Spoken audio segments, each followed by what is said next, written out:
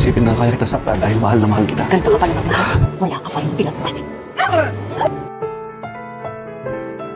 Ang susunod na programa ay rated PG. Ito ay nangangailangan ng patnubay at gabay ng magulang para sa mga batang manonood.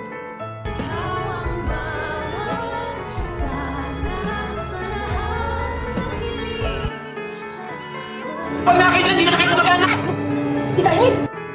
Hihikayatin pa rin ni Carlos ang kanyang asawang si Lynette na sa kabila nga ng ginawa niyang paggapos dito kay Lynette ay hindi niya daw talaga kayang saktan ang kanyang sinisinta. Napakasinungaling naman talaga nitong si Carlos, samantalang binuntal mo nga yan sa tiyan. At talaga naman parang nabobo na itong si Carlos dahil sa tingin niya ay may pag-asa pa siyang patawarin ni Lynette sa kanyang ginawa. Kaya naman sagot ni Lynette sa kanya na narealize niya na ganito pala magmahal ang Carlos na kanyang nakilala. Pero habang sila ay nag-uusap ay nag-iisip na pala itong si Lynette ng paraan kung paano niya matatakasan ang impactong si Carlos. Kaya naman maya-maya ay sasang-ayunan na lang ni Lynette ang mga sinasabi ni Carlos para hindi nito isipin na may balak siyang tumakas. Maghahanap si Lynette ng bagay na ipupukpok sa ulo nitong si Carlos at ang madadampot niya nga ay itong maliit na platito at ipupukpok niya sa ulo ng asawa. At sa sobrang pagkakalakas nga ng hampas nitong si Lynette ay hindi kakayanin ni Carlos ang sakit. Kaya naman naabangan natin kung ang platitong ito ang magiging dahilan upang makatakas na siya. Pero wag mo sabihin direct na dahil sa platitong yun ay magkaka-amnesia ng tuluyan si Carlos ha. Saan kaya gawa ang platitong yun at napaka-powerful naman yata at napakatigas. Ito naman talaga si Carlos ay napaka-OA. Para platito lang eh, hindi na kinaya. Samantala, maiisip naman ni Annalyn na pumunta kay Empoy upang tignan ang bangkay ni Irene.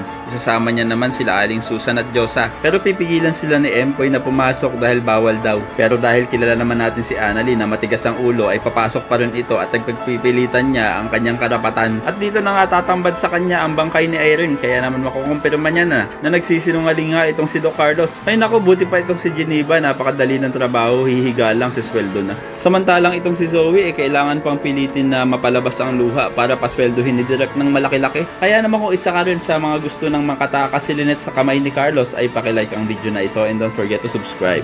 Thanks for watching and see you next time. Bye bye.